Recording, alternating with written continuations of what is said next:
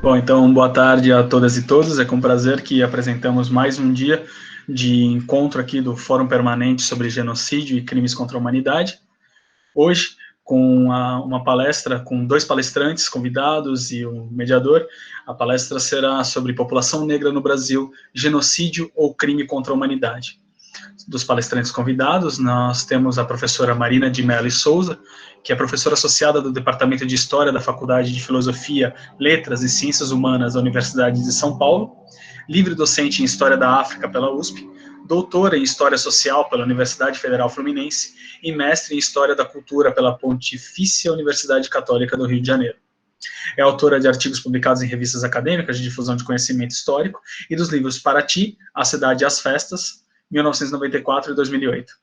Reis Negros no Brasil Escravista, História da Festa de Coroação de Rei Congo, 2001 e 2006, África e Brasil Africano, 2006, 2008 e 2013, e Além do Visível, Poder, Catolicismo e Comércio no Congo e Angola, séculos 16 e 17, 2018.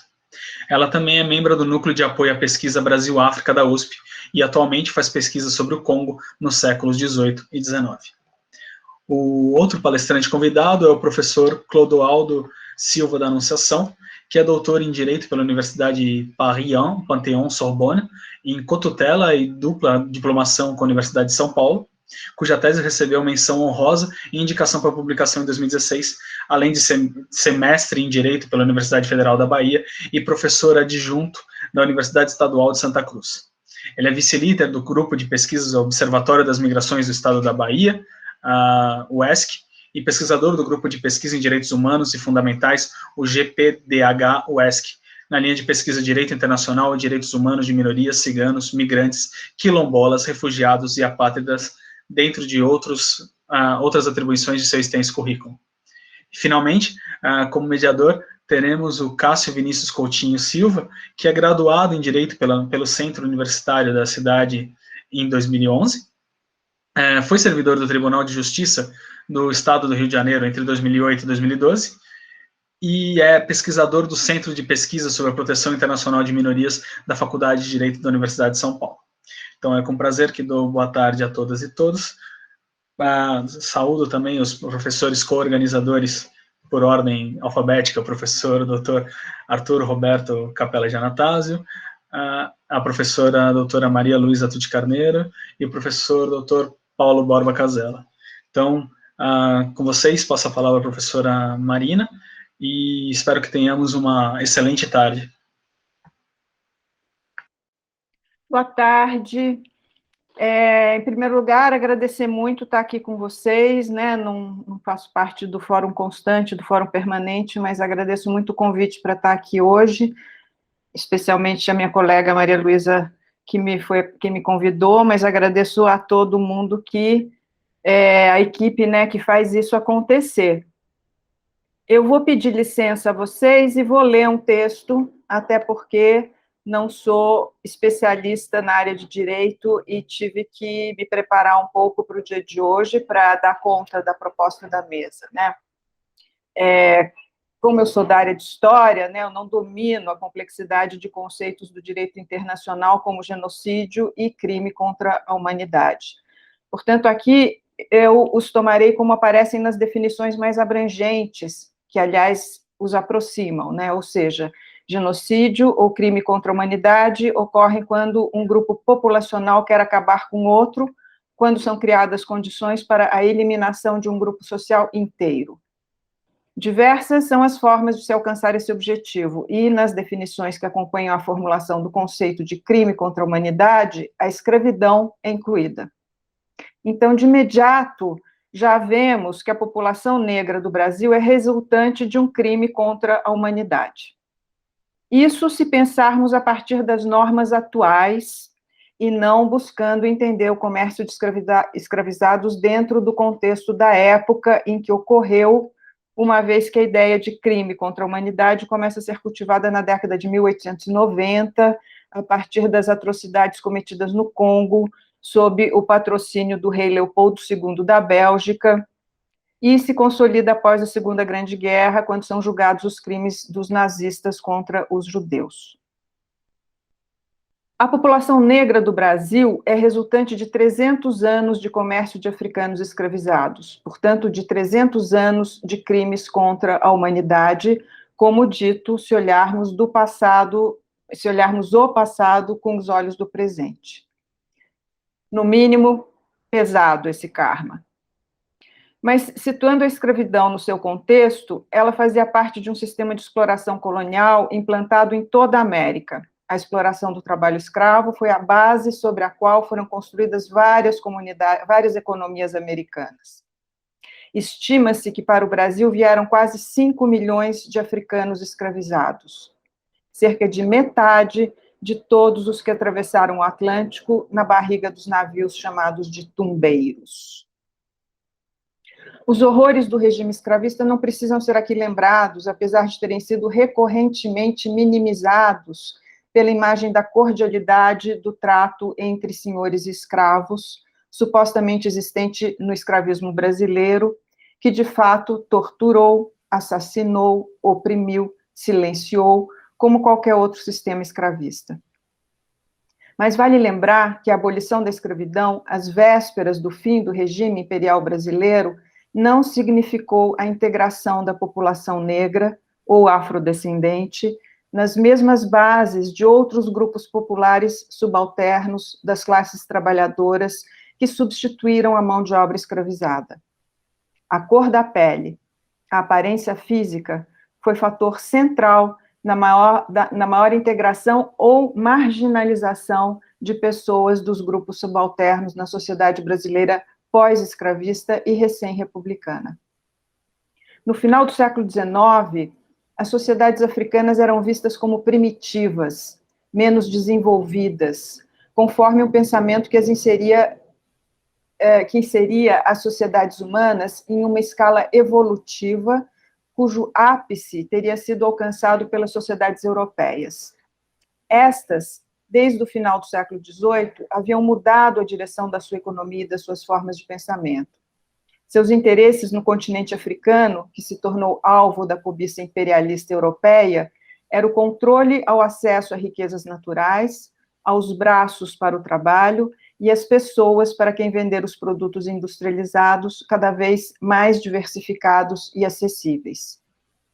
Um dos pilares do imperialismo europeu na África foi o racismo, para o qual os negros africanos, dada a natureza da evolução das espécies, eram considerados biologicamente inferiores aos europeus, que, por filantropia, amor ao próximo, generosidade, se dispunham a civilizar o continente africano em troca da exploração de suas riquezas naturais e sua força de trabalho. As ideologias racistas penetraram o pensamento de todos os países ocidentais, inclusive o Brasil, que no final do século XIX tinha grande parte de sua população de origem africana.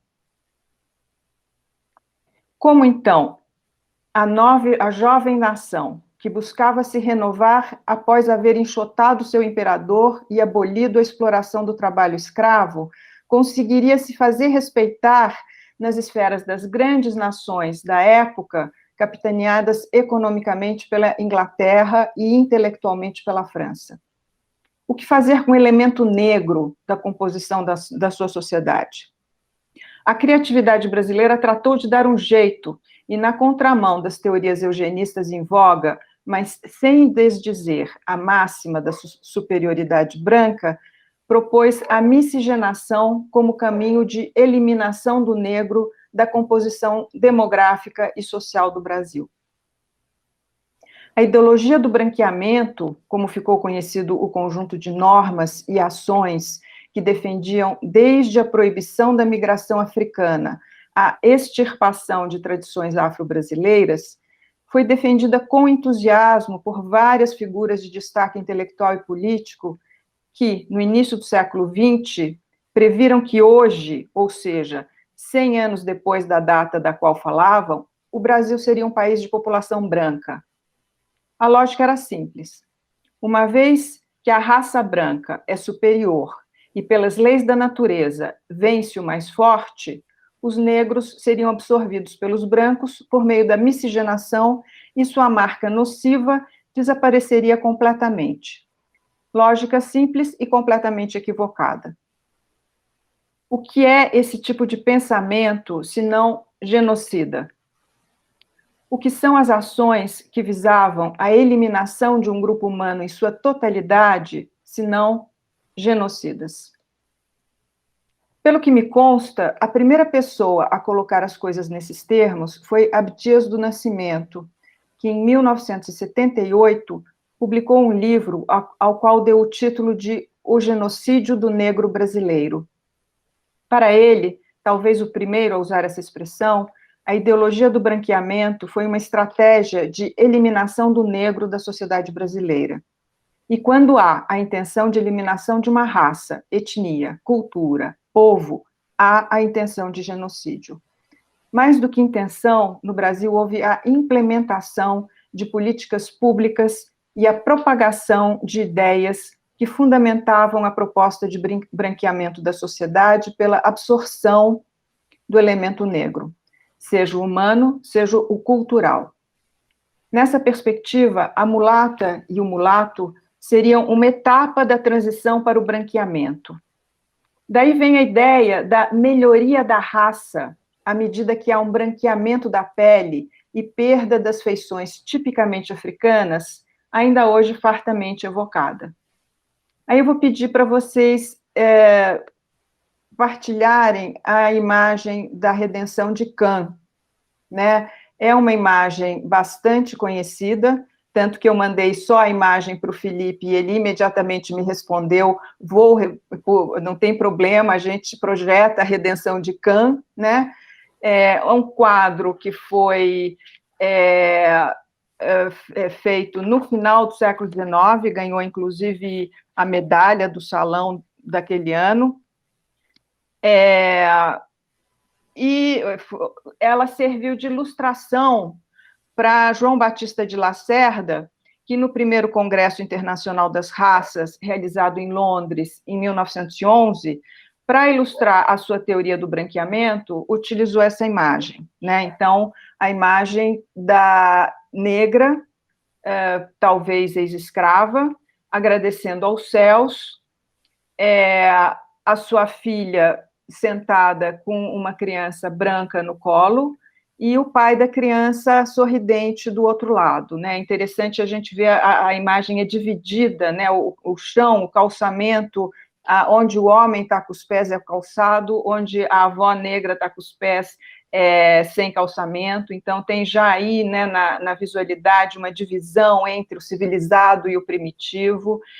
E o João Batista de Lacerda, que previa, né, que dali a 100 anos, portanto, em 2011, o Brasil teria eliminado da sua composição populacional o negro e o mestiço, e teria uma população branca, essa era, né, a ideia reinante nessa virada do século. E eu acho interessante que a mesma imagem contemplada e analisada do olhar contemporâneo serve para mostrar hoje como havia um projeto de eliminação do afrodescendente, do negro, do ex-escravo, ou seja, como havia uma conduta genocida por parte do governo e das elites brasileiras. Trouxe só, né, como ilustração mesmo essa imagem. Se quiser, o Felipe pode deixar, se não quiser, pode tirar, mas é que ela é muito emblemática, né, desse momento, dessa ideologia do branqueamento, como ficou conhecida. Então, esse depuramento da raça que resultaria numa raça branca, portanto, superior, né? Abdias do Nascimento, no texto que intitulou O Branqueamento da Raça, uma estratégia de genocídio, cita palavras de vários autores que explicitam uma intenção de eliminar o negro da sociedade brasileira. Mais concreta do que palavras, a Lei de Imigração do final do século XIX, promulgada logo a seguir da Proclamação da República, determinava que asiáticos e africanos só poderiam ser admitidos no país mediante autorização do Congresso. Ainda em 1945, Getúlio Vargas emitiu um decreto que regulava a entrada de imigrantes de acordo com, cito, a necessidade de preservar e desenvolver a composição étnica da população, as características mais convenientes da sua ascendência europeia. Fim da citação. Desde o final do século XIX e século XX adentro, intelectuais como José Veríssimo, Silvio Romero, Oliveira Viana, João Batista de Lacerda, Paulo Prado, entre outros, deixaram registros escritos sobre suas ideias acerca de como seria possível adotar uma estratégia para a eliminação da raça negra, vista como um fator de atraso no desenvolvimento nacional. A despeito da ideia dominante de nossa pretensa democracia racial, segundo a qual brancos e pretos conviveriam de forma harmoniosa, respeitosa, em perfeita integração, Nelson Rodrigues, citado por Abdias do Nascimento, disse, eu cito, não caçamos pretos no meio da rua a pauladas, como nos Estados Unidos, mas fazemos o que talvez seja pior, nós os tratamos com uma cordialidade que é o disfarce pusilânime de um desprezo que fermenta em nós dia e noite. Fim da citação. Dos anos 1950, de quando deve ser essa afirmação, até hoje, muita coisa mudou. Em alguns aspectos, podemos dizer que para pior, pois hoje caça-se sim negros e negras nas ruas, inclusive crianças, e não a pauladas, mas a tiros de fuzil. No prefácio ao livro de Abdias do Nascimento, Florestan Fernandes, a quem o livro é dedicado, reconhece que genocídio é uma palavra terrível e chocante, mas considera que é o que se fez desde a escravidão e que continua a ser feito. Segundo seu ponto de vista, a abolição agravou o genocídio, com o negro condenado à periferia da sociedade de classes, exposto a um extermínio cultural e moral. No prefácio de 1978, Florestan Fernandes escreveu que o genocídio ocorreu e está ocorrendo. 10 anos depois, pôde ver, entre os resultados da redemocratização do país, a elaboração da chamada Constituição Cidadã, no texto da qual foi normatizada uma sociedade democrática, na qual todos seriam tratados da mesma forma, com seus direitos fundamentais satisfeitos, independentes de cor, credo ou classe social. Texto que, em muitos pontos, não foi posto em prática, especialmente no que diz respeito à igualdade de direitos, independentemente da cor da pele. O espaço que as pessoas de pele preta ocupam hoje no Brasil foi conquistado por meio da luta, nos movimentos sociais, nos partidos políticos, nas instituições, na implantação de práticas de reparação das injustiças sofridas ao longo da história. Foi conquistado graças à resistência daqueles que eram alvo de extermínio, pela via física da miscigenação, pela via cultural da perseguição às suas práticas e crenças, pela via econômica da marginalização e impedimento da própria reprodução. Em 1971, Ananini Dzidzienio, em um relatório sobre os negros no Brasil, feito para um organismo de defesa dos direitos de grupos minoritários, de novo aqui citado por Abdias do Nascimento, disse, cito, o crescimento da consciência negra é desencorajado pela recusa da sociedade em conceder ao cidadão negro a oportunidade de realizar sua íntegra identidade, inclusive seu eu negro, negando o significado que o desenvolvimento do negro, político, social e cultural, tem para ele em particular e para o Brasil em geral. Fecho aspas. A situação do negro no Brasil, se não mudou muito em termos concretos, pelo menos começou a ter as ideias sobre ela seriamente questionadas, com o crescimento dos debates acerca do racismo estrutural da sociedade brasileira, cristalina e brilhantemente explicado por Silvia Almeida em livro com esse nome. Cotas nas universidades, implantadas a partir do século XXI, ensino de temas da cultura afro-brasileira e história da África em todos os níveis da formação da educação formal.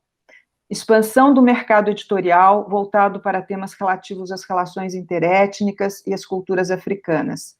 Reivindicações crescentes em prol de uma maior visibilidade dos pretos, pretas, mestiças, valorização de suas atividades, posturas, histórias, estão calçando um novo caminho para a sociedade brasileira. Na contramão desse movimento de maior inclusão do negro na sociedade brasileira, preconceitos obsoletos estão sendo reavivados, junto com a aceitação e acobertamento do que vem sendo chamado de genocídio da juventude negra.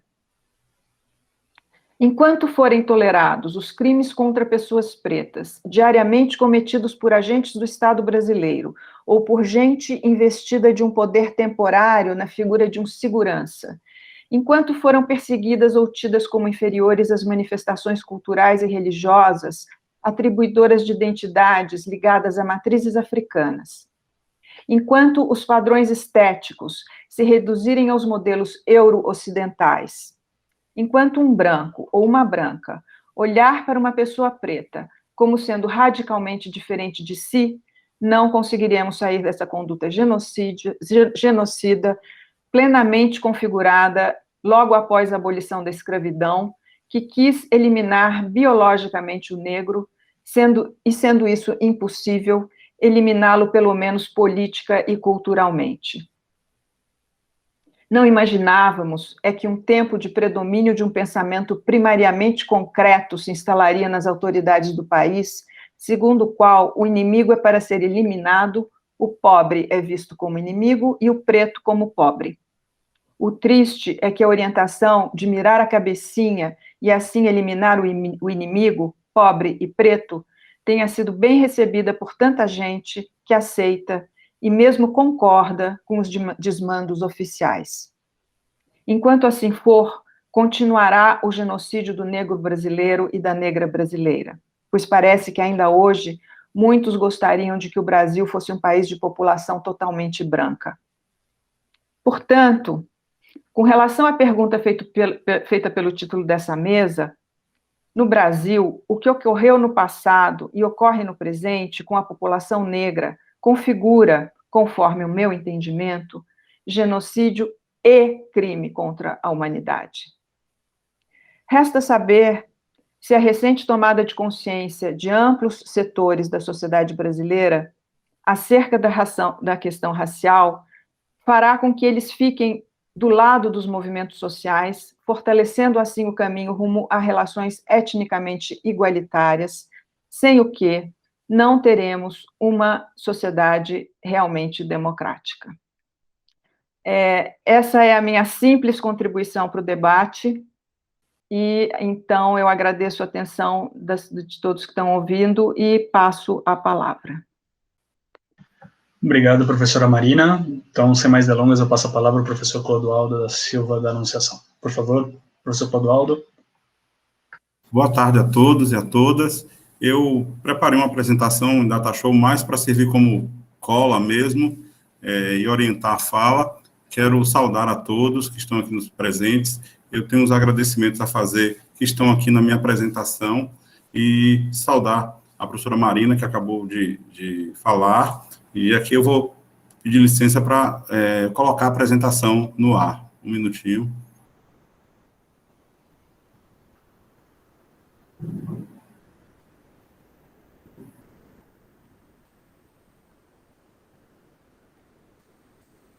Conseguem me ver? Conseguem ver aí? Eu vou colocar aqui para apresentar. Sim, só precisa colocar na parte de apresentação, mas já está... Isso. Está aparecendo para a gente. Aqui. Continua apresentando para vocês? Sim, mas ainda não em modo apresentação. Modo apresentação, deixa eu só... Tem um íconezinho que fica em cima da... Pronto. Prontinho aí? Perfeito. Então, eu queria aproveitar o ensejo, né? Agradecer ao professor Paulo Borba Casella pelo convite, a professora Maria Luísa Tucci Carneiro, professor Arthur Capella Janatásio e ao doutorando Felipe Nicolau Pimentel. Agradecer também a toda a equipe técnica que viabiliza esse evento, principalmente a ESA e as parceiras do evento, e a todos que nos acompanham nesta tarde. aqui já continuam os agradecimentos. Eu procurei trazer esse primeiro slide aí do El País, não é uma matéria muito recente, mas reforça o que foi dito aqui pela professora Maria Luísa, no sentido, da professora Marina, e de como o contexto brasileiro ele é violento, como a juventude e os negros e negras do país, eles vivem uma situação delicada, né, ao ponto de o risco, né, de um negro ser assassinado de 74% maior do que um de um branco e de uma negra ser assassinada de 64%. O mesmo contexto tem para as mulheres negras, também a violência contra o público LGBT, né, e todos os seus desdobramentos que nós conhecemos.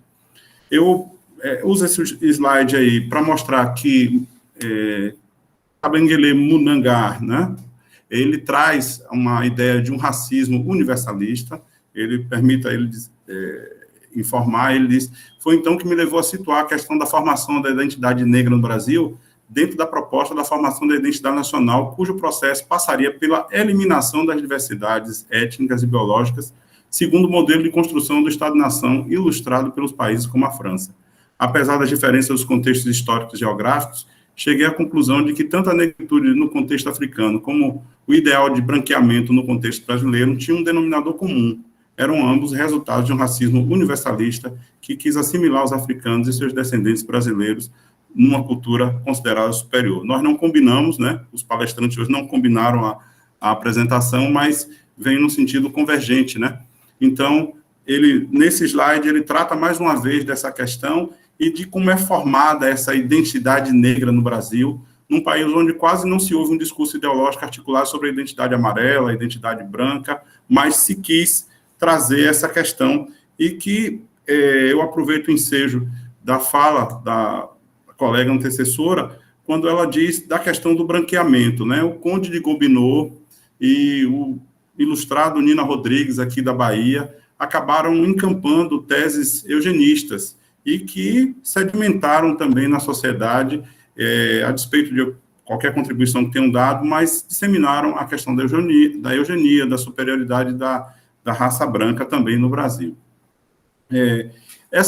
Esse termo, que é a insustentabilidade dos pilares constitutivos da sociedade brasileira, então, invasão, genocídio e escravização. Então, a nossa sociedade, com todas as ressalvas possíveis, porque não é interessante para mim criar nenhum tipo de suscetibilidade, mas trazer esse dado histórico e acadêmico que vem. Schwartz e Starling, né, a Lilia Schwartz, ela traz nesse livro uma biografia. Ela diz que a escravidão foi um dos maiores fenômenos de migração forçada de pessoas africanas, né? Aí ela faz um comentário que essa questão da escravização se disseminou tanto que realmente virou um comércio. Quem tinha algum dinheiro queria comprar uma pessoa humana como escravo, como objeto, né?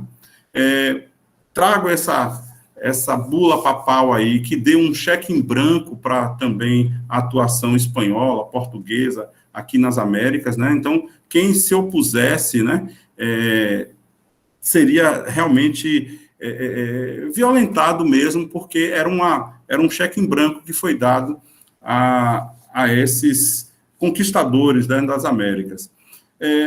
Mais uma vez, nessa convergência do que foi dito, a questão do racismo institucional como política de Estado, né? Então, na biografia do Brasil, consta que o país foi o último a abolir a escravidão no Ocidente e continua com acentuada desigualdade social e com um racismo subreptício, perverso, que da Mata chama de um racismo à brasileira, né? Como foi dito pela professora, eu não quero ser repetitivo, os cargos, as funções, o poder, ele não chega para a população negra. Aí, eu trago nessa mesma linha de convergência um decreto de 1890, do Marechal Deodoro, onde ele fala que é inteiramente livre a entrada nos postos da República dos indivíduos válidos e aptos para o trabalho que não se acharem sujeitos à ação criminal do seu país, excetuados os indígenas da Ásia ou da África, que somente mediante autorização do Congresso Nacional poderão ser admitidos de acordo com as condições que forem, então, estipuladas. Então, era uma tentativa de embranquecimento da população. Por quê? a Lília, ela traz no livro dela que havia uma verdadeira Roma Negra no Brasil. Então, havia um receio de que houvesse no Brasil uma revolução parecida com a que houve no Haiti, que foi denominada de haitismo. Então, a população negra era muito superior à população branca. Então, a população branca temia que os negros se unissem e conquistassem o poder, como, de certa maneira, com as ressalvas cabíveis, ocorreu no Haiti.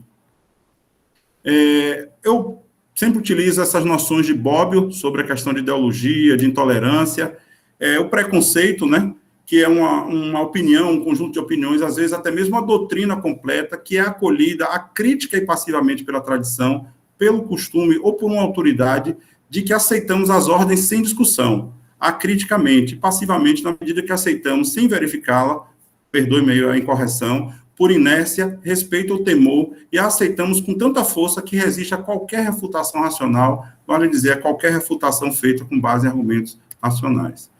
Ele vem trazendo as formas de preconceito, dividindo o preconceito em individual e coletivo. Ele chega ao ponto de dizer que o preconceito coletivo ele é muito mais grave, porque ele vai fomentar um conflito entre os grupos, essa noção de desprezo, de rivalidade, de inimizade. Ele fala também da questão da discriminação, né? Então, começa com um juízo de valor preliminar, a professora tratou disso muito bem, qual seja, constatar que as pessoas e grupos são diferentes entre si.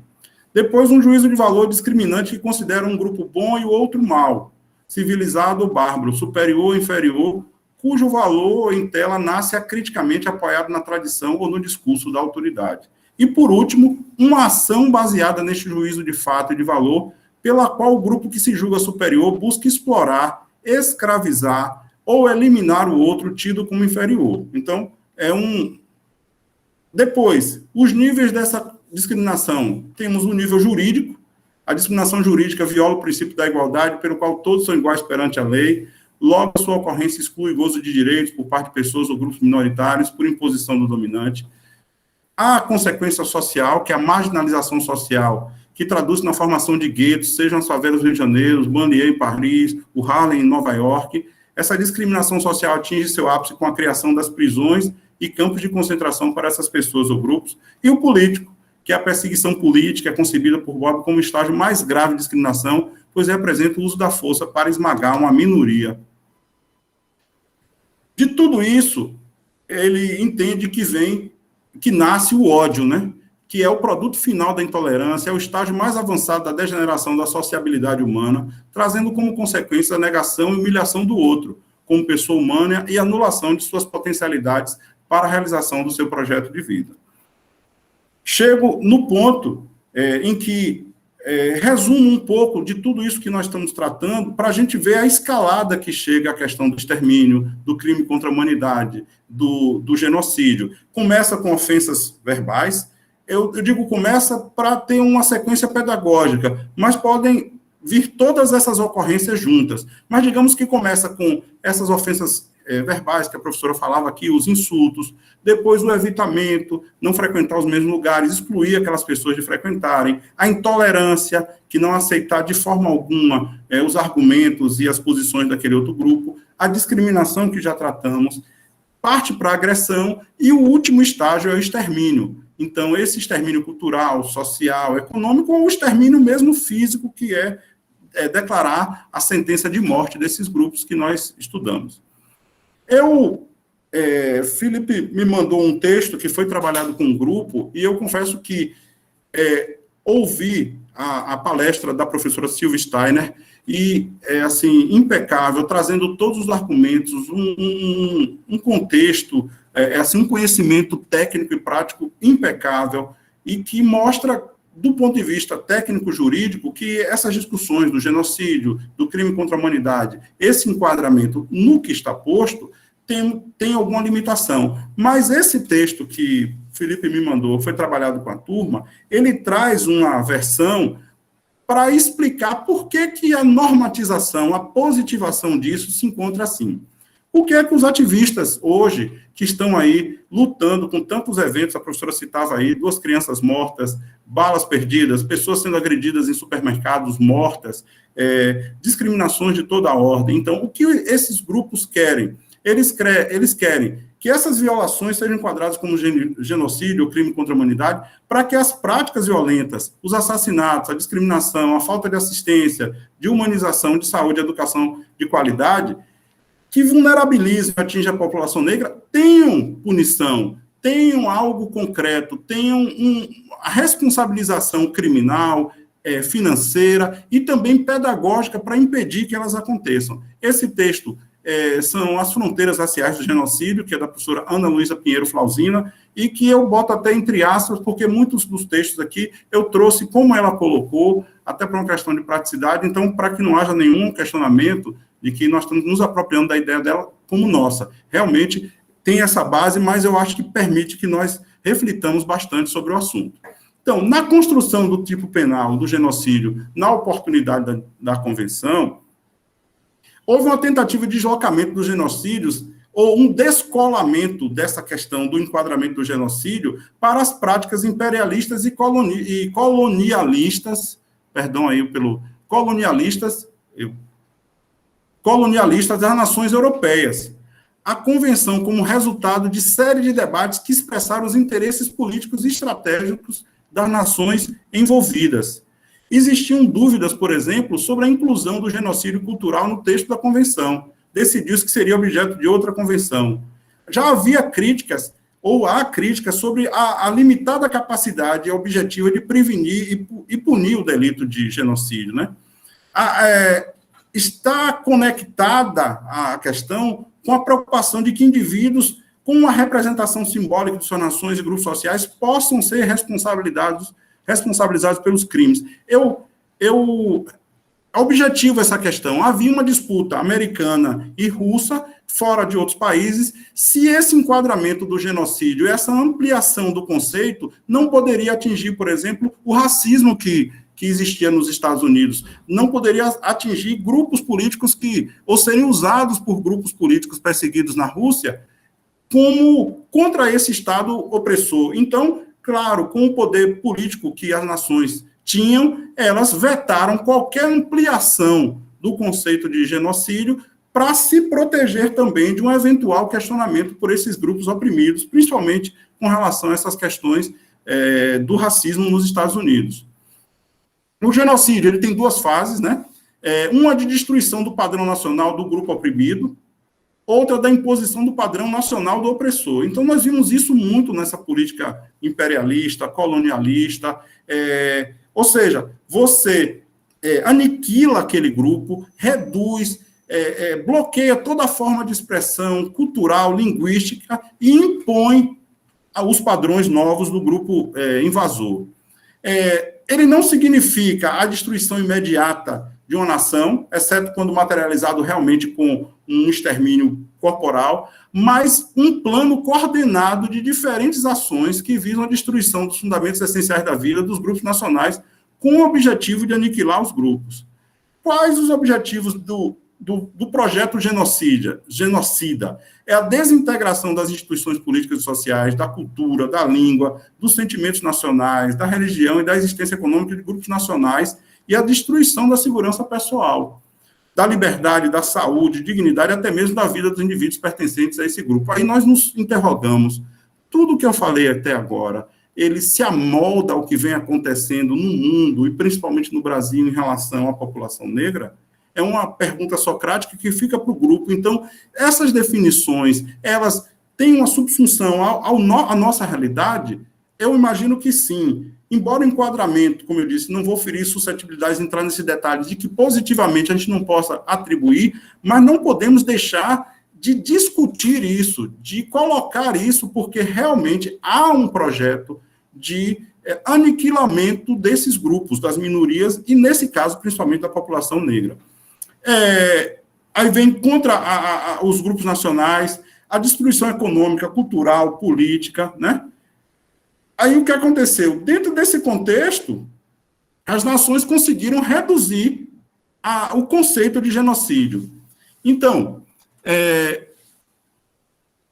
Para legitimar isso, o que é que foi dito? Olha, nós temos que nos preocupar com o que é mais evidente, que vem aí do Holocausto, então, justamente essa propensão a eliminar as pessoas, então vamos restringir esse conceito para aquilo que é mais emergente. Então, essa aniquilação cultural, econômica, o desenvolvimento, vamos deixar para um outro momento. Esse momento ainda não veio, como a gente pode constatar.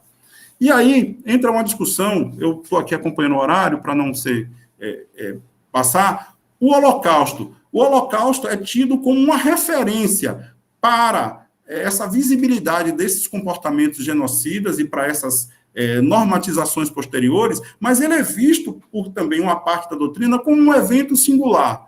Como assim? Um evento único. Até os próprios judeus, há uma corrente que informa que não se pode comparar outros eventos genocidas ao Holocausto, porque isso seria uma forma de negá-lo, seria uma forma antissemita. Então, ao mesmo tempo que o Holocausto é referência para nós termos ideia do que acontece com o genocídio, pela singularidade que os teóricos foram construindo essa ideia, ele também serve como limitador para se caracterizar ou para se comparar, devido à sua dimensão em quantidade, a sistematização da ocorrência. Então, há uma corrente que defende essa singularidade. Com relação ao Holocausto, nós acontecemos três pontos importantes. Houve a criminalização, houve a reprimenda moral, houve também a compensação econômica. Então, todo o ciclo de responsabilização dos autores, de condenação moral, de visibilidade para que aquilo nunca mais acontecesse, digamos assim, a restituição às vítimas, aos seus descendentes, digamos assim, a indenização para reparar parte desses danos que são irreparáveis, mas houve bloqueio de valores em bancos, houve ações para que as empresas beneficiadas com aquele processo devolvessem aos familiares aquela questão.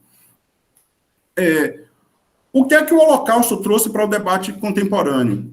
Punição dos responsáveis, reparação das vítimas ou em favor dos seus descendentes, criminalização em alguns países, sua negação, banalização. Olha, ciclo realmente completo, ou seja, aqueles que querem negar ou querem banalizar a ocorrência do Holocausto, em muitos países são penalizados criminalmente por isso. Então, quando se fala de que há um genocídio da população negra e há uma tentativa de visibilizar esse fenômeno, também se quer que esse repúdio moral, esse repúdio jurídico, esse repúdio social, essa reparação, ela venha nesses mesmos moldes. Então, é uma tentativa do grupo de dar consequências a essas atitudes de extermínio da população negra.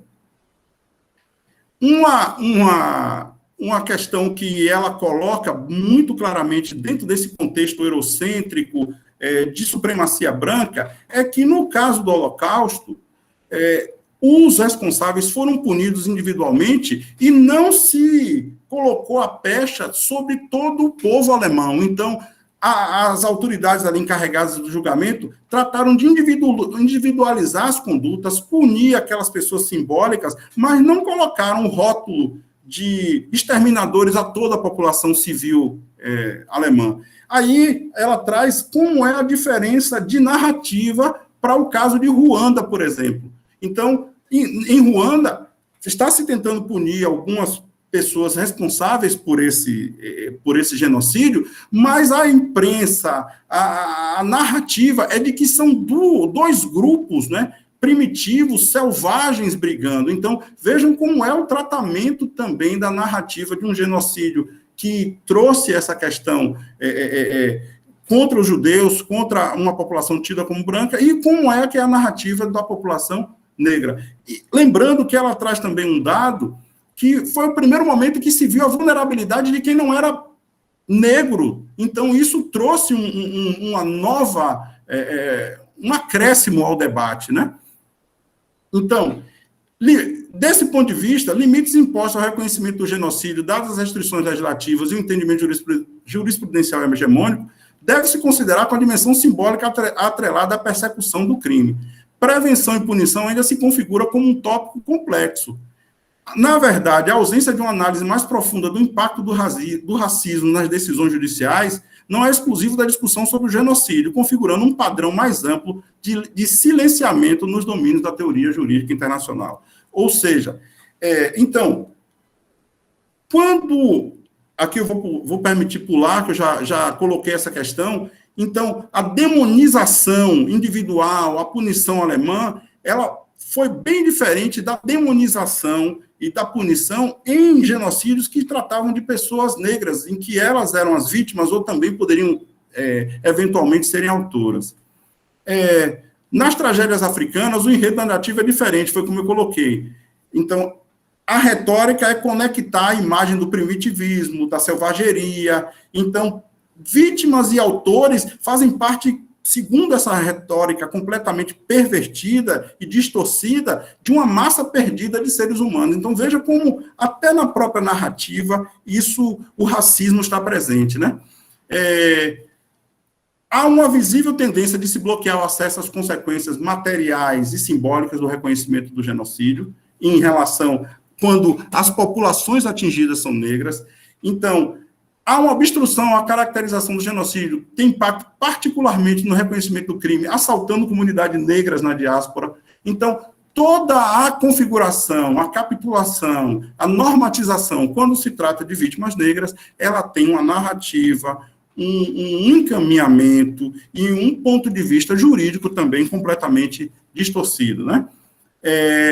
Porque nessas diásporas, o réu branco, digamos assim, ele não se amolda a esse tipo. Então, há sempre uma reserva de se punir essas pessoas que cometem atrocidades contra o negro, aquelas pessoas que cometem violências, genocídios, crimes contra a humanidade. Então, tudo isso faz parte de um sistema, como disse, estrutural e estruturante que nos persegue há muito tempo. Eu volto aqui a vocês, vou dar um ESC aqui para voltar aqui. Eu aproveito para agradecer mais uma vez ao professor Paulo Barba Casella, ao Felipe, Arthur, a professora Maria Luísa, a professora Marina, e a todos que me escutaram, e de trazer essa discussão e de colocar questionamentos para esse público. Eu não sei se eu frisei, mas eu tenho aqui esses questionamentos. Aqui, em forma, como eu disse, os representantes das elites brancas na diáspora não se encaixam nesses padrões para serem réus. Há uma separação total de disposições legais internacionais do sofrimento negro. Há uma evidente naturalização do terror do Estado visando corpos negros, apesar da celebração do valor imperativo do direito internacional em proteção de direitos humanos. Então, são perguntas que eu deixo de forma retórica. Vou interromper aqui também a apresentação. Deixo retóricas para o grupo, para o nosso debate, para que a gente possa, nessa tarde, discutir. Como eu disse, eu não quero ferir susceptibilidades, porque, do ponto de vista técnico do direito internacional, todas as colocações que foram feitas aqui estão rigorosamente conforme o direito internacional, as convenções, a normatização. Essa é uma discussão que está sendo proposta porque nós precisamos rever algumas coisas que constam nessas convenções. Essa é a minha contribuição. Muito obrigado a todos. Obrigado, professor Clodoaldo. Bom, passa a palavra, então, ao mediador da tarde. Cássio Coutinho, por favor.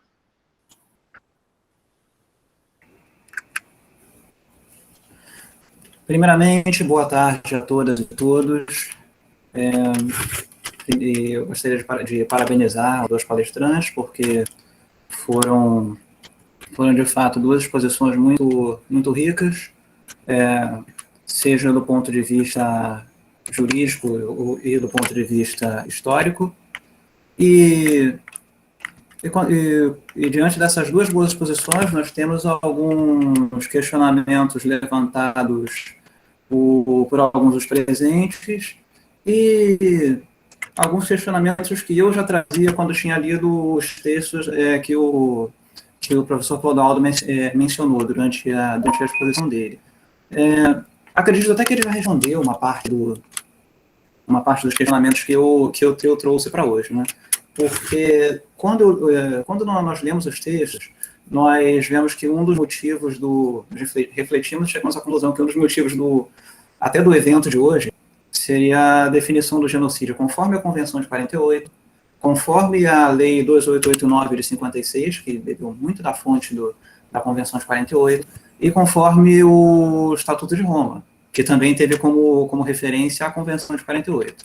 E como o professor Clodoaldo disse, a definição de genocídio, que consta da Convenção, ela sofre restrições por motivos não muito nobres, sobre os quais ele já falou até de maneira mais detalhada. Antes de ter considerações sobre aspectos técnicos da definição de genocídio, dos crimes contra a humanidade, não seria relevante a gente tratar das razões políticas que levaram à questão do genocídio como nós conhecemos? É um questionamento que surge logo depois das exposições. E durante a fala dos palestrantes, nós tivemos até alguns comentários. Por exemplo, Elaine dos, enquanto estiver na presidência de um país, não ser racista, o genocídio não só irá continuar, como também passará a ser visto. E, a partir desse comentário dela, eu tenho outra pergunta. Apesar de um governo desastroso do ponto de vista racial que nós temos no Brasil, aparentemente existe um maior engajamento antirracista de parte da população como um todo, comparado a décadas anteriores. Diante disso, eu gostaria de saber quais são as perspectivas dos palestrantes para o Brasil no curto e no médio prazo no que concerne a questões raciais e ao próprio racismo estrutural.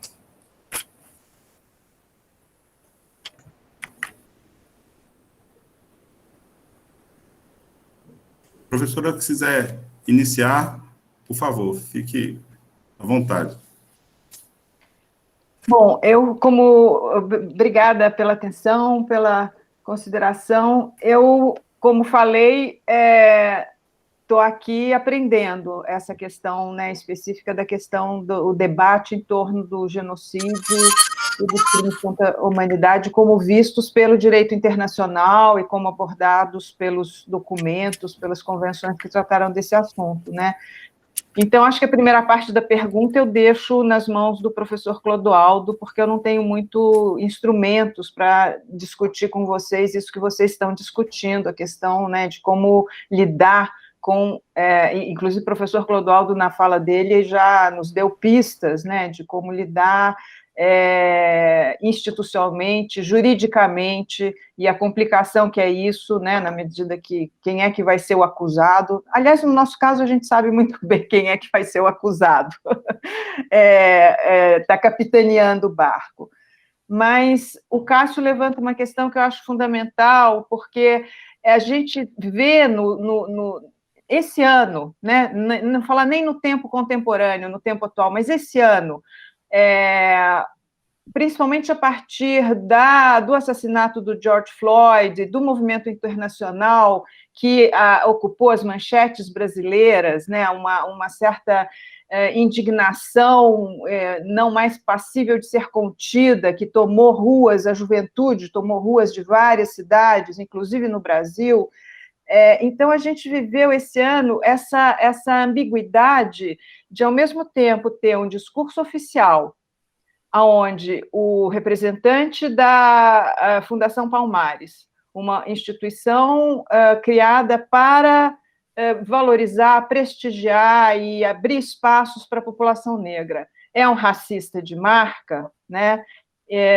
Ao mesmo tempo, quem está na rua está trabalhando e mobilizando e construindo, né? Então, acho que o percurso que a gente viveu esse ano, inclusive das grandes redes, pensando especificamente na Rede Globo de televisão, que imediatamente busca dar visibilidade a jornalistas negros que estavam ali, só que estavam atrás, não estavam na frente das câmeras, né? Então, eu acho que teve um impacto muito eficaz e eficiente esse movimento que veio de fora para dentro e que vem de encontro ao que está acontecendo aqui dentro. E a gente viu emergir, né, essa força de vários grupos fazendo valer as suas posições, reivindicando seus direitos.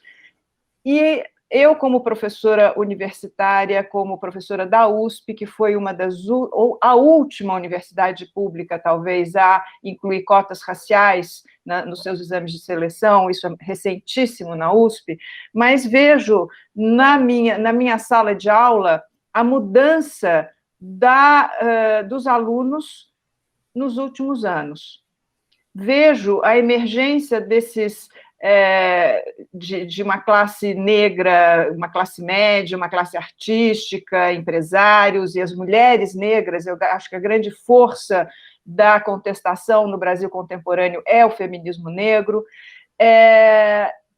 e isso é resultado dos últimos 20 anos de políticas públicas com relação às cotas e às reparações de várias ordens.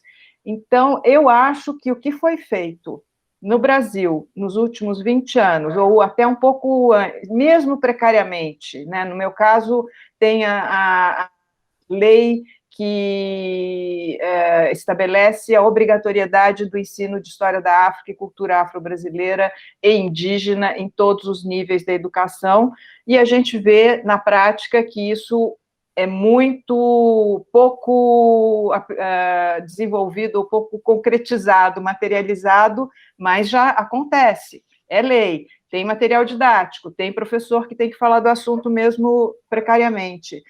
Então, isso que nós vivemos nas últimas 2 décadas, principalmente, eu acho que não tem volta. Então, eu acredito que, em termos de perspectivas no Brasil a curto e médio prazo, a gente fica rezando e acendendo velas para os orixás, para bater um pouco de lucidez na mente, né, das pessoas que são críticas ao poder atual instituído, porque se não houver união em cima de amplas bandeiras, a gente vai continuar nesse túnel escuro por algum tempo. Mas eu acho que o que aconteceu nos últimos anos, feito eu estava falando, de políticas de inclusão, é uma juventude que já foi, a infância dessa juventude já foi diferente, no meu entender. Eu não sei porque eu não sou negra, não moro na periferia, não sinto na minha pele.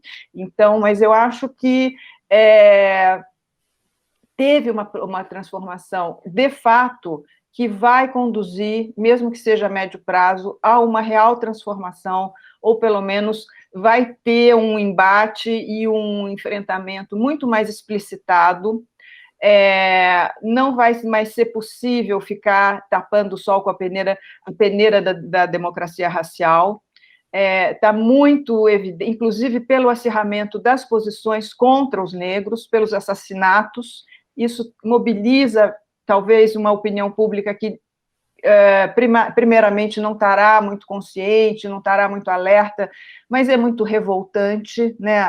Os assassinatos a sangue frio, as balas perdidas, as surras, enfim.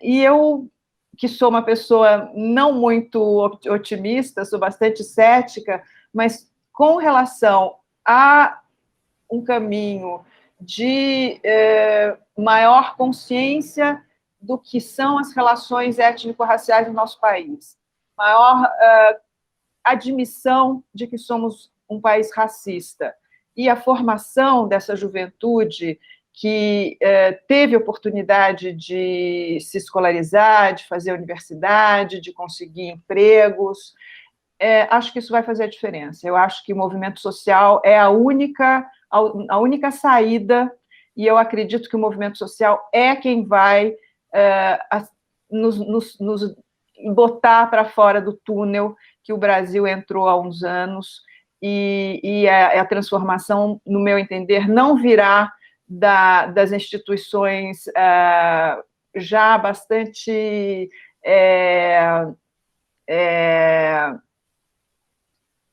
degradadas, né, como os partidos políticos, por exemplo, né? Então, eu acho que a sociedade está organizada, ou pelo menos está se organizando, a juventude está alerta, e acho que a nossa perspectiva de futuro, se a gente não conseguir acabar com a Terra antes, né, botando fogo na Amazônia e poluindo nossos rios com mercúrio e com esgoto, se a gente conseguir preservar a nossa casa, acredito que os jovens vão construir um futuro melhor do que a nossa geração tentou, né? E no momento se sente derrotada. Talvez as próximas gerações consigam construir esse Brasil dos nossos sonhos, né? Que é o Brasil sem cor, que é um Brasil ao mesmo tempo multicolorido, multicultural, multirracial, que é o futuro da humanidade, né? E que é pelo menos o que a gente anseia como utopia de futuro. Passo a palavra, professor. Então, obrigado, professora Marina, pelas colocações. Então, assim, com relação a alguns questionamentos dessa formação, né, da definição do crime, desse contexto que eu coloquei aqui, que vocês trabalharam. Então, veja, a questão, eu não sou especialista na questão do Holocausto, mas, por coincidência, para estudar migrações, eu peguei um livro de Bauman, que é um livro conhecido, Modernidade e Ambivalência, onde ele faz realmente uma crítica, um retrospecto de tudo que aconteceu, os antecedentes do próprio Holocausto.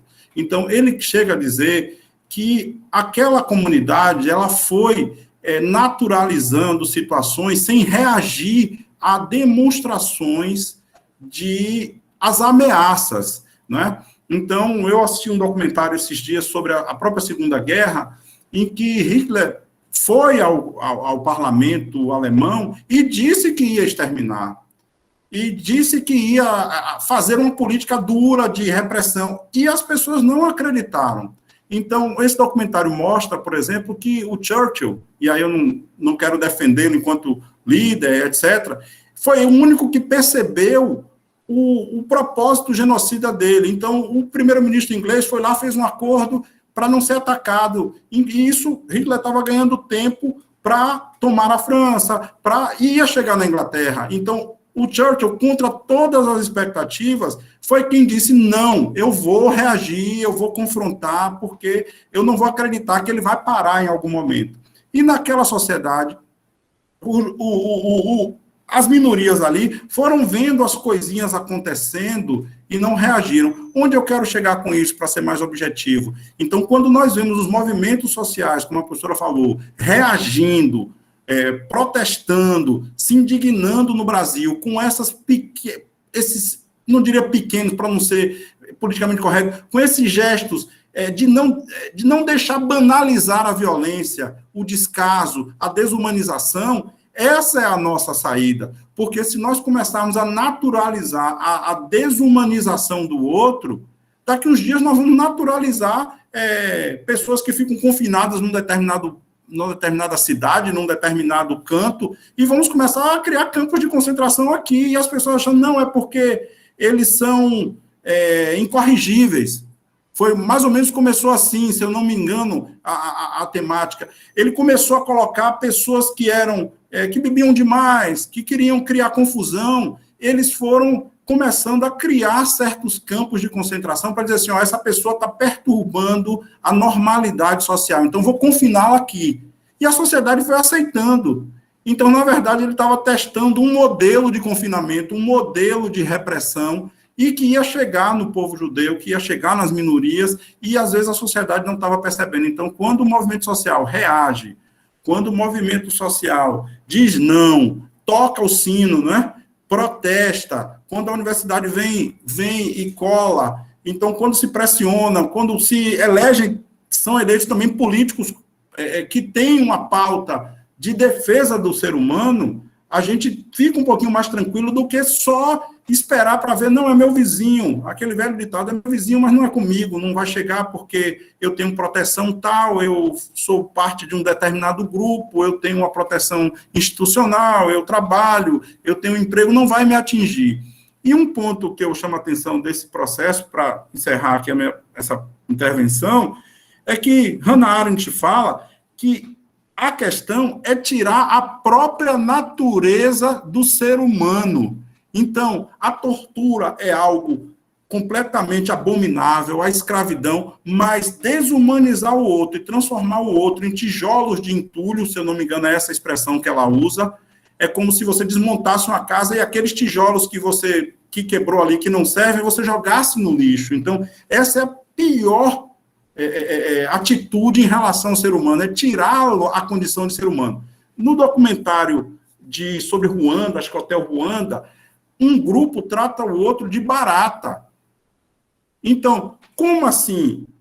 Era só um xingamento? Não, era uma forma de tirar a condição de humano do outro. Então, se você, em tese, nós vimos uma barata, nós pisamos, ficamos... Então, quando ele via o inimigo, não como inimigo, um ser humano, adversário, que pudesse até guerrear, ou eventualmente ter uma morte, mas ele via o outro como uma barata, ele tirava qualquer restrição moral, qualquer restrição de remorso de fazer um mal àquela pessoa. Então, era um estímulo para a desumanização, para o genocídio. Então, a gente tem que ter muito cuidado com esses processos subreptícios e ir à luta.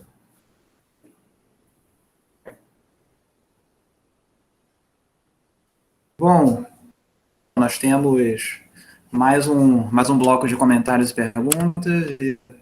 Então, gostaria de registrar alguns comentários há pouco tempo. Um deles é do professor Paulo Casella, dizendo que um dos aspectos mais insidiosos do racismo é a negação do racismo. É escandaloso que se negue a existência e o impacto do racismo estrutural da sociedade brasileira. Concordamos plenamente, e inclusive o comentário da Malu Vieira vai no mesmo sentido. A perversidade provocada pelo racismo está na forma que se renova e se perpetra. O negacionismo é uma delas. Realmente, todos nós temos algum parente que nega os efeitos do racismo estrutural na sociedade, mas afirma veementemente efeitos de mandatos presidenciais no país. Temos mais um comentário da Cleópatra Costa. Ela concordou com o que foi exposto pelo professor Clodoaldo, pela professora Marina, apesar de ter uma visão negativa a curto prazo, até iniciamos pensamentos retrógrados grotescos, vemos que temos um longo caminho a percorrer ainda para chegarmos perto do ideal de sociedade igualitária.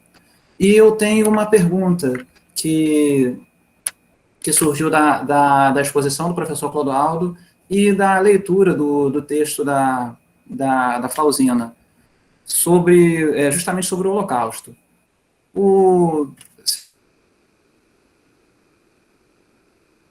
Onde ele aconteceu do que contra quem foram praticados os atos, considerando-se até na década de 30 e de 40 ainda existia certa controvérsia sobre os judeus serem ou não.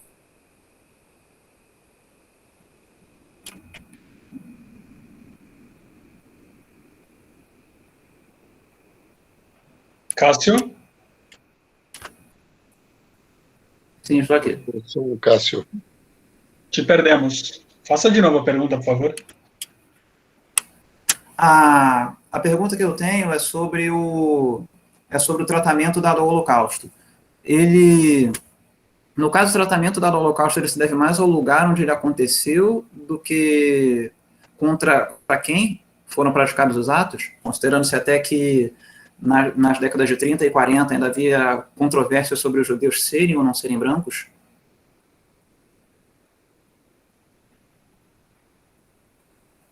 Cássio, eu vou me permitir, na análise estão me ouvindo? Estamos.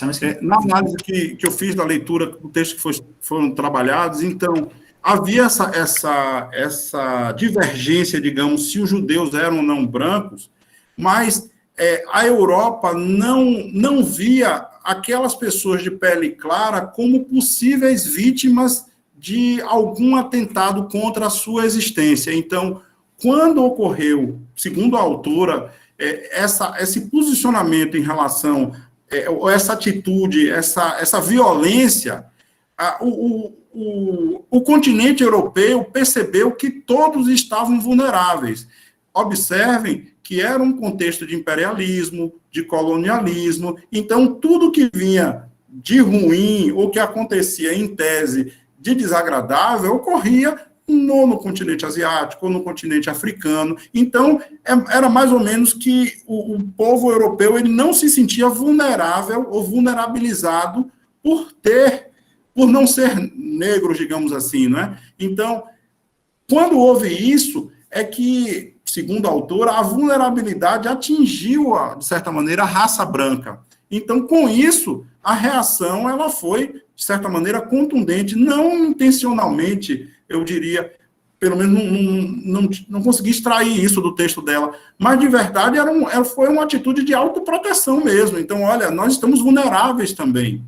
Eu não queria fazer esse paralelo, mas é mais ou menos como nós estamos vivendo agora em relação à própria pandemia. Então, a pandemia ela acabou criando a vulnerabilidade para todos.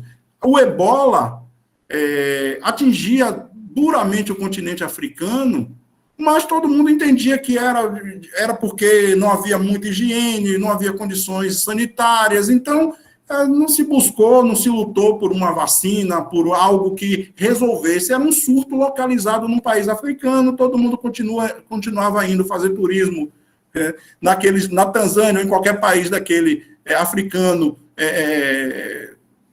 assim, bonito, mas a Covid-19 ela atingiu a todos e vulnerabilizou a todos. Então, houve uma corrida para se livrar disso. Guardadas as devidas proporções, né?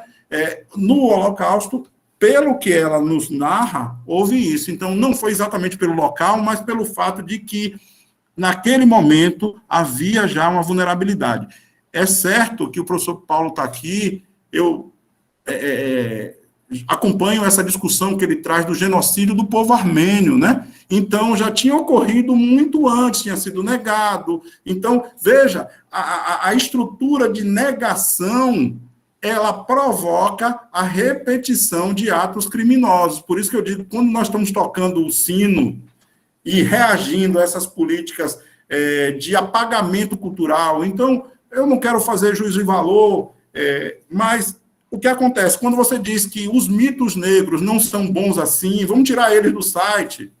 Então, vamos tirar os expoentes negros, você está querendo fazer o quê? Um apagamento cultural. De dizer, olha, não há nenhuma pessoa expoente intelectualmente, musicalmente. Nós temos um grande expoente, Milton Santos, ele recebeu, inclusive, ele foi violentado pelo racismo dentro do estado dele. E, inclusive, foi acolhido aí pela USP, de outro modo e tal, mas ele foi violentado aqui. Então, ele era um grande intelectual brasileiro e foi violentado. Então, esse apagamento cultural, ele faz parte desse contexto. Então, lá... o genocídio do povo armênio, que o professor aqui domina muito mais do que eu, estou citando porque depois vários genocídios tinham ocorrido ali antes e vários genocídios ocorreram depois.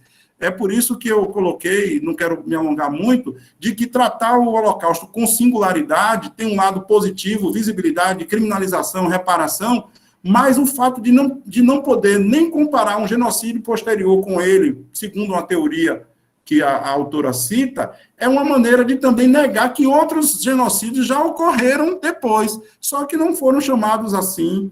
Então, o Congo, a Ruanda, a Todorov falava aqui de uma hecatombe em relação ao povo indígena. Então, que ele mostrou que na América, né, espanhola houve uma hecatombe, eu não tenho esse domínio, mas na minha tese eu estudei isso, ou seja, uma série de genocídios, mas não se tinha essa compreensão que nós temos hoje. Então, por isso que nós temos que ter todo o cuidado de não permitir nenhum milímetro de ceder espaço para que essas políticas autoritárias, essas políticas de exclusão, de apagamento, elas ocorram, porque ela vai atingir a todos.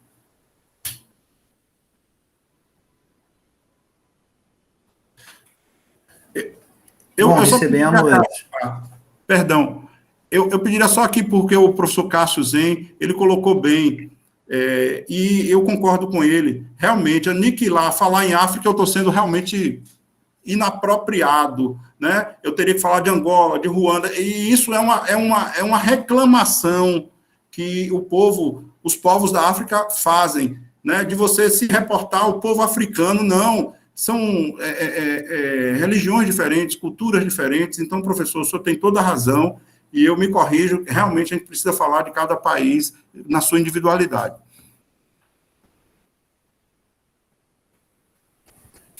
Temos uma pergunta feita anteriormente também pelo professor Cássio, que a pergunta que ele fez foi: qual seria a divisão, nesse caso, entre genocídio e o crime contra a humanidade de limpeza étnica?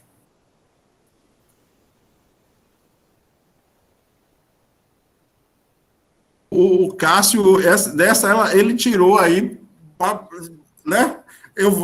Então, veja só, eu até não toquei na questão do crime contra a humanidade, porque existem várias figuras aí que se enquadram como crimes contra a humanidade, de responsabilização, e nós temos a figura do genocídio. Nós temos aí, ele deve ter participado disso, a questão do Kosovo, né? Da Sérvia. Então, que vários líderes foram, em tese, digamos, ou se tentou responsabilizar por essa limpeza étnica, né? Então, os exemplos que estão aí, por exemplo, o Milosevic, se eu não estou enganado, me corrijam, por favor. Então, chegou a responder num processo gigantesco, com milhares de testemunhas, e depois tudo isso veio abaixo porque eles vieram e desconstituíram o tribunal, se furtando a essa penalidade com a morte, né? Então, assim, alguns preferiram a morte do que receber aquela sentença. Então, eu não teria agora, Cássio, com toda sinceridade, esse limite, assim, técnico, e até peço a sua contribuição, se puder nos ajudar, entre esse genocídio e esse crime contra a humanidade. As definições estão claras, mas, muitas vezes, na prática, é que vai dizer como nós devemos enquadrar cada conduta dessa, e nessa rotulação que a gente encontra dentro das convenções internacionais. Eu até peço, se você tiver, pode nos trazer essa definição, porque realmente eu acredito que o fato concreto, a interpretação que se dá às atitudes, a contextualização e prova é que vão depois, em concreto, delimitar essa questão jurídica.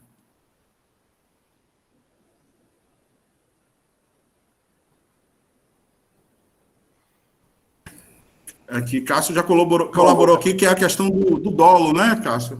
A intenção, né?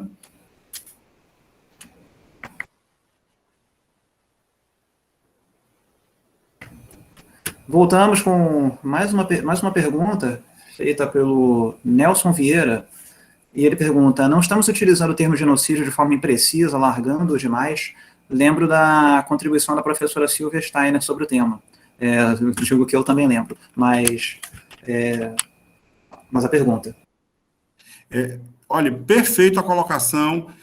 Não que nós estamos alargando esse termo, porque nós não temos esse poder. Inclusive, eu fiz essa ressalva na minha fala, porque eu não o acompanhei ao vivo, mas o Felipe teve o cuidado, a gentileza de mandar a fala da professora Silvia, e é simplesmente uma fala impecável, tecnicamente perfeita, o conhecimento dela teórico, o conhecimento dela prático, ela citou exemplos, ela trouxe fundamentos, e, como eu disse na minha fala, tecnicamente, o enquadramento pela convenção, o limite que ela deu, é o que nós temos positivado.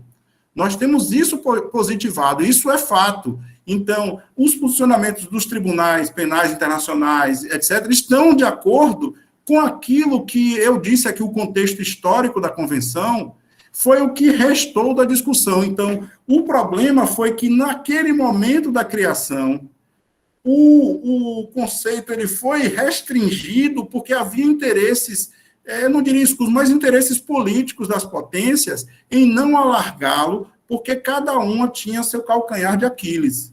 Então, eles não iam votar numa coisa que poderia ser usada mais tarde internamente contra suas próprias atitudes. Então, na prática, é perfeita, não há nenhuma contradição, nem assim tentativa de infirmar isso que a professora Silvia trouxe com tanto brilhantismo. Já é a segunda palestra que eu assisto dela, e parece que cada vez que a gente assiste, a gente se renova no conceito mesmo do direito internacional. Então, não há. Agora, o que está se discutindo é que essa base que foi trazida pela autora, a primeira discussão de genocídio tinha um conceito mais amplo, mas na hora que passou pelo funil da discussão, os interesses diversos e conflitantes, como sempre é no processo legislativo, restringiram esse conceito, e o que nós temos hoje é isso que os tribunais têm aplicado, e a tentativa é de tentar, em algum momento, alargar, ouvir essa convenção aí para o genocídio cultural que foi proposta e até agora não chegou.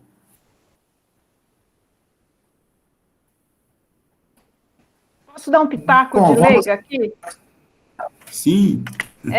Não, porque, imagina, eu não entendo nada dessa discussão, mas em termos de conceitos, a gente tem que pensar que os conceitos têm historicidade, têm vida, feito as palavras, feito a língua. Eu me lembro de um desses em pauta na Globo News, a história do genocídio, e o Demetrio Magnoli veementemente contra o uso de genocídio para a população negra no Brasil hoje. Mas a gente tem que pensar que as palavras têm vida própria, e os sentidos das palavras estão adequados aos contextos nos quais elas são utilizadas. E, agora, só uma curiosidade, Hannah Arendt diz que o nazismo nasce do imperialismo na África, né? É a experiência alemã na Namíbia, principalmente, onde houve extermínio das populações, onde houve campo de concentração, onde houve experiências genéticas. Isso foi um embrião que foi amadurecido no momento do nazismo, foi uma experiência incorporada. Então, a questão do racismo, o racismo foi montado para a Europa, ou pelo menos foi elaborado e delineado, estruturado, definido para a Europa dominar a África. E aí estou falando a África no geral, como o continente inteiro, né? Então, não em países específicos. Então, essa simbiose entre racismo, colonialismo, ou imperialismo, nazismo e extermínio do outro, elas estão todos... É uma discussão que está no mesmo contexto histórico, em termos de formulações de pensamentos, elas têm origens muito próximas. Então, eu acho que, em termos legais, eu acho que vocês podem ter todas as preocupações, porque aí tem a questão dos processos, de quem é o réu, quem é o responsável, enfim, o acusado, mas eu acho que o que acontece no Brasil, no meu entender, é um genocídio da população negra. Não são os brancos que estão sendo mortos e que estão sendo parados pelas batidas policiais e que são criminalizados antes de se perguntar para onde eles estão indo. São os negros. Isso está montado em cima do racismo, e está montado numa perspectiva que eu tentei mostrar em termos históricos. Isso não acabou. Nosso vice-presidente da República, das primeiras declarações dele foi dizer que ele já tinha melhorado bastante, o filho dele tinha melhorado bastante, em termos de... Aí alguém colocou a questão do colorismo aqui, né? Nós somos uma sociedade mestiça. Meu pai, que era uma pessoa muito sábia, dizia que no Brasil existe branco brasileiro e preto brasileiro. Nem o branco é branco, nem o preto é preto. Se você for pegar um africano, se você for pegar um europeu. Eu, quando me vejo do lado dos brancos, eu sou amarela, não sou cor-de-rosa, feito eles são. Assim como os nossos negros não são tão escuros, feitos são os negros africanos. Então, a gente tem que também contextualizar ao que está servindo essas palavras, né? E que há uma intenção de consciente ou inconsciente, mas histórica, de eliminar o elemento negro, como se dizia, da sociedade brasileira. Isso não foi ainda suplantado. Nós não superamos esse estágio. Então, há uma ideologia do branqueamento introjetada, independentemente se a pessoa é branca ou preta. Então, por isso que eu acho que essa juventude não está mais pensando assim. Então, acho que o meu otimismo que não é a curto prazo também. Então, no Brasil, essa discussão é complicadíssima, porque não há pureza racial nunca, né? Então, nós somos todos misturados. Mas eu só queria chamar a atenção para isso, quer dizer, eu sei que estou entre especialistas, juristas, advogados, mas vamos pensar a palavra genocídio em termos políticos e não só em termos legais. Né? Como a gente pode utilizar essa ideia, e não é uma ideia gratuita, feito eu tentei mostrar, o professor Clodoaldo trouxe a lei que eu mencionei rapidamente, era política de Estado, como hoje parece que se deixarmos continuar na batida que vem vindo, vai se tornar política de Estado. Nós não podemos deixar que isso aconteça. O caminho que está se pintando, o desejo de quem tem a faca e o queijo na mão hoje em dia, é sim de eliminar o seu inimigo, de matar o inimigo, seja ele branco, preto, cor-de-rosa, homem, mulher ou binário, né? E é isso que a gente tem que estar muito alerta. Então, eu acho que hoje a palavra genocídio tem uma importância política que a gente não pode desprezar. Professora, Cássio, eu queria completar e dizer que nós temos que ter cuidado também dentro da academia, porque, às vezes, os conceitos e as práticas, elas recebem um rótulo, um pacote bonito, e nem sempre o é. Por exemplo, a eugenia, que a professora muito bem colocou aí, que aqui no Brasil era capitaneada pelo Conde de Gobineau, por Nina Rodrigues, que eram intelectuais respeitadíssimos. Era uma escola inglesa de eugenia.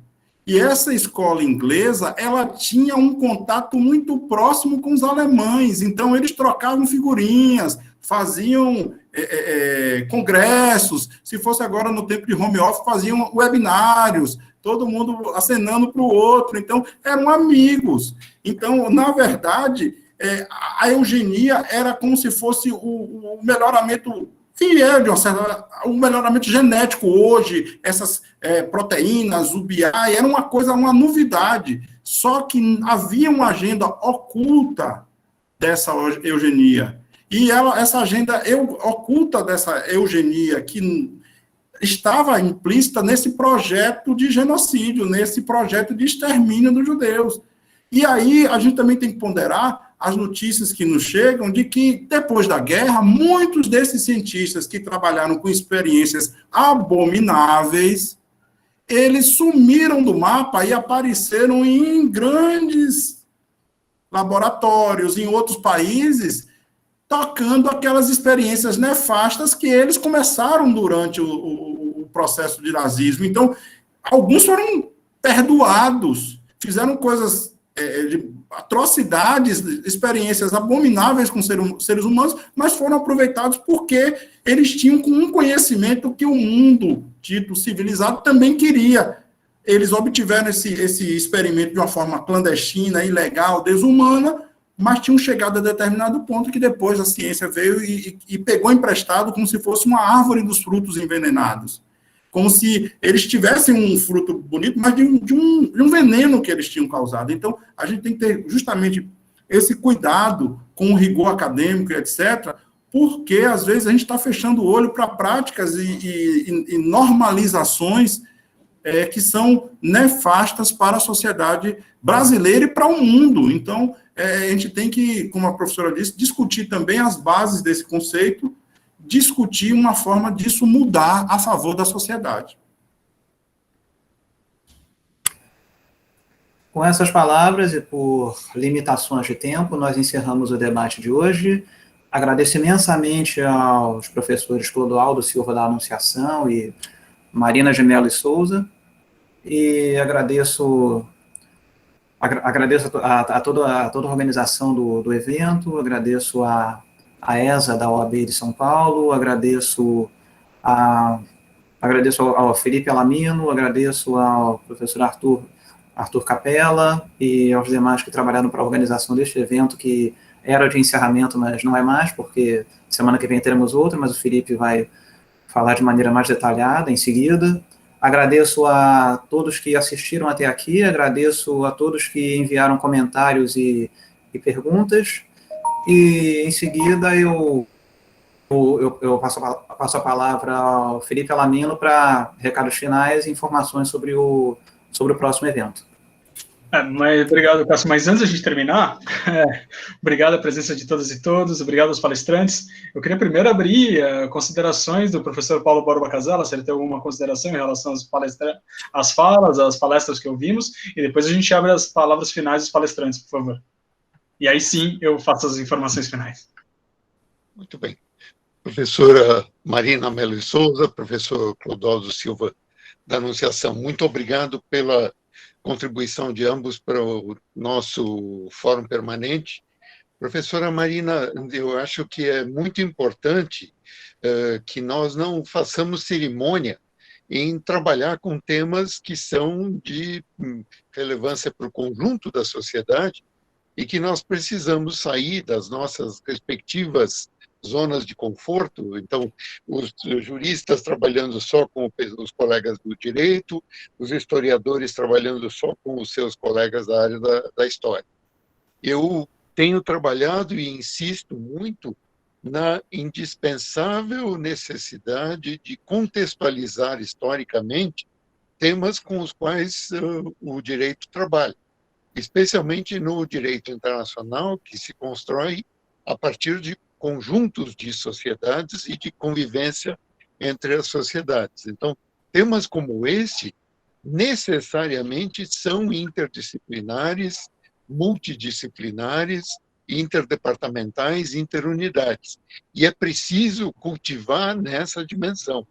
Isso é sempre um desafio, porque a gente, dentro da universidade, tem o condicionamento de ficarmos com os conceitos e formatos acadêmicos de cada sub-área com a qual trabalhamos.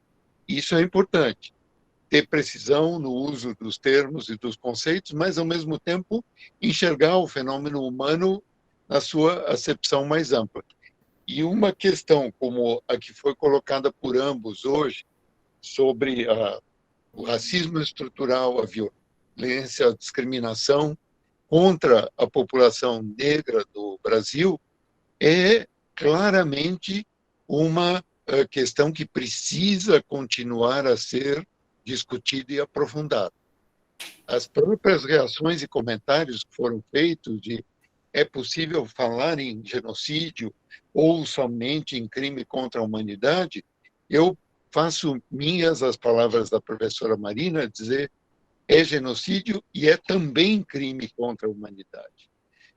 Faço minhas as palavras do professor Clodoaldo, quando ele ponderou muito bem que querer individualizar a barbárie sistemática do Holocausto como uma experiência que não pode ser comparada com outros genocídios tem um efeito perverso.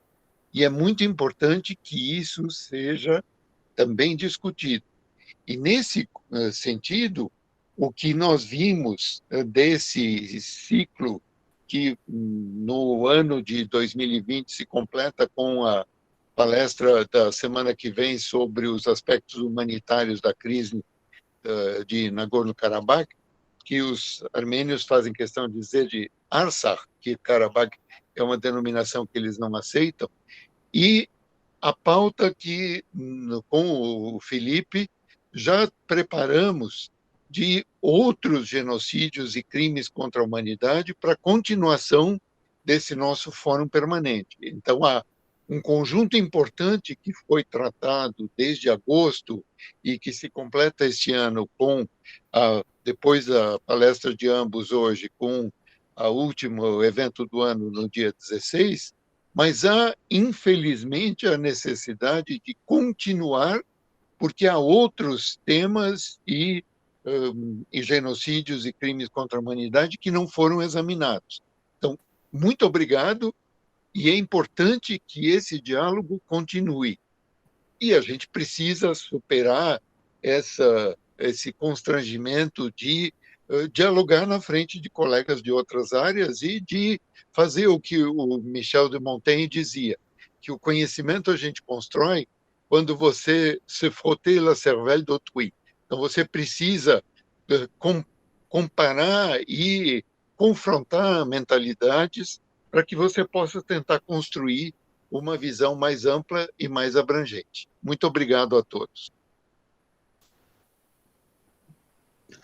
Professora Marina, professor Clodoaldo, considerações finais, por favor. Professora Marina, por favor.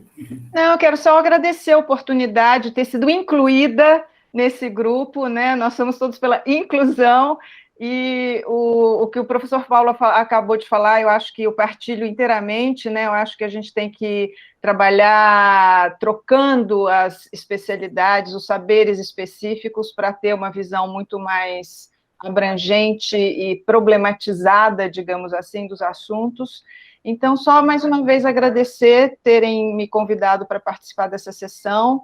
Acho importantíssimo o trabalho que vocês estão fazendo, e claro que aprendi muito, né? Estudei um pouco para falar o pouco que eu falei, aqui eu já aprendi mais ainda, e vou ficar, daqui para frente, estou mais alerta, né, a esse debate. Obrigada pela atenção de todos. Então, eu quero agradecer a todos os presentes, né? A Felipe, a Cássio, o pessoal da ESA, agradecer a minha companheira de mesa hoje, a professora Marina de Mello Souza, mas quero agradecer ao professor Paulo Borba Casella, que a sua generosidade é que me inclui nesses eventos, e essa parceria tem me feito, assim, ampliar meus horizontes, meus conhecimentos, a professora Maria Luísa Tucci também, que está aí, mas, em especial, ao senhor, professor Paulo Borba, pelos espaços que o senhor sempre dá, com confiança, com generosidade ao meu trabalho. Então, obrigado a todos, e que esses debates continuem, porque são saudáveis para a nossa população. Bom, então, com isso, encerro o encontro de hoje. Fica aqui o convite que o professor já fez para todos participarem, todas e todos participarem do nosso próximo encontro, na quarta-feira da semana que vem, que será sobre aspectos humanitários na crise de Nagorno-Karabakh. As inscrições ainda estão abertas pelo site da ESA. E é isso, agradeço imensamente a presença da professora Marina de Mello Souza, do professor Clodoaldo Silva da Anunciação e da participação do mediador Cássio Coutinho. Muito obrigado, professor Paulo Borba Casella, por estar presente conosco aqui hoje, e a todas e todos o nosso público que esteve aqui presente, fazendo muitas perguntas interessantes, e conto com a presença de vocês para a semana que vem. Muito obrigado, boa tarde e até semana que vem.